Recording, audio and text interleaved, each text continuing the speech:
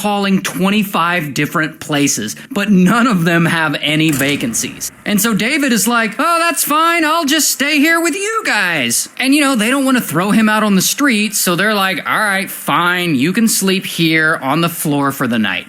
Here's the thing though, their apartment is really small, so really the only place he can sleep is on their carpet, which is in their bedroom. And so bro is sleeping in their bedroom now, and Joanna hates this. Like, she's creeped out all night with this weird-ass dude on her floor. The next day, Joanna and Matthew, I guess they finally find him a hotel, and they send him on his way. And for the next month, David stays in England, visiting people who were also involved in the community forum, people who know Joanna and Matthew. And the whole time he's with each of these people, pretty much all he talks about is how much he likes Joanna, which these community forum members find super weird. Not only that, he starts going back to Joanna's apartment periodically and leaving love notes outside for her to find when she comes home from work. Dude is just not gonna quit. Now, after about a month, he goes back to Germany and he continues living his life, playing games and whatnot.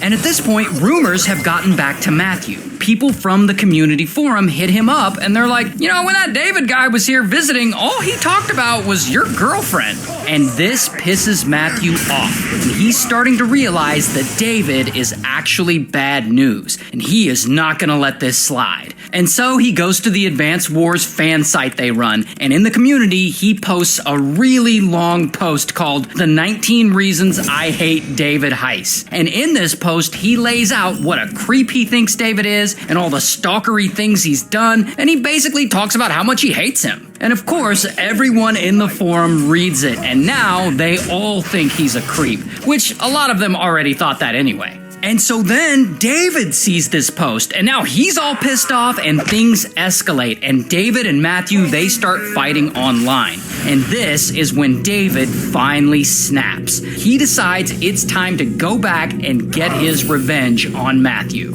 And so he borrows his uncle's car, and he drives all the way to Nottingham, England, where Joanna and Matthew live. And there, I guess he's out on the street near their apartment, and Joanna actually spots him from afar, and she rightly freaks the fuck out. And from there, I guess David chickens out, and he just goes right back to Germany. But now Joanna realizes shit is getting real. And so she sends him a message basically telling him to get psychiatric help.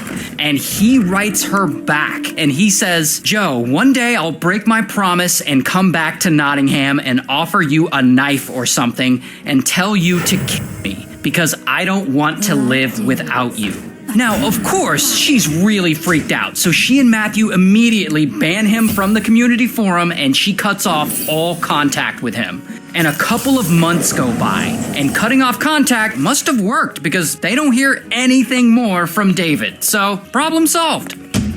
Until back in Germany, David comes up with an insane plan to try and win Joanna back. He's going to unalive Matthew and stage it to look like Matthew unalived himself. And so he flies from Germany back to England again. And there he goes straight over to Joanna and Matthew's building. And he doesn't knock on the door or anything like that or try and go inside. Instead, he camps out in a sleeping bag near an AC unit overnight. The next morning, Joanna leaves for work, and David is nearby watching her leave. As soon as she leaves the building, David enters it, and he goes upstairs up to her and Matthew's door, and he knocks, and he pulls out a knife. Then Matthew answers, and as soon as he opens the door, boom, David attacks him, and he stabs him again and again and again until Matthew stops moving. He stabbed him 86 times. And this is such a brutal attack that David now knows he can't make it look like Matthew did this to himself. Matthew couldn't have stabbed himself 86 times, and so David decides to make it look like a robbery gone wrong. So he starts trashing the place, knocking things over, dumping out drawers. Then he leaves, and he flies back to Germany.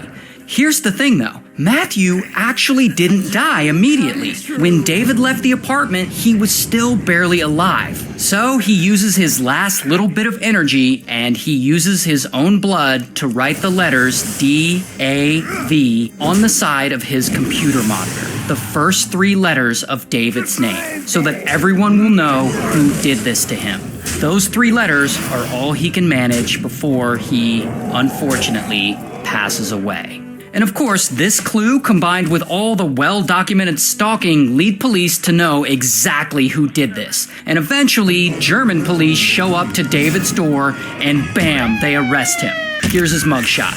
And David is extradited back to England, and he's found guilty, and he's sentenced to 18 years to life in prison.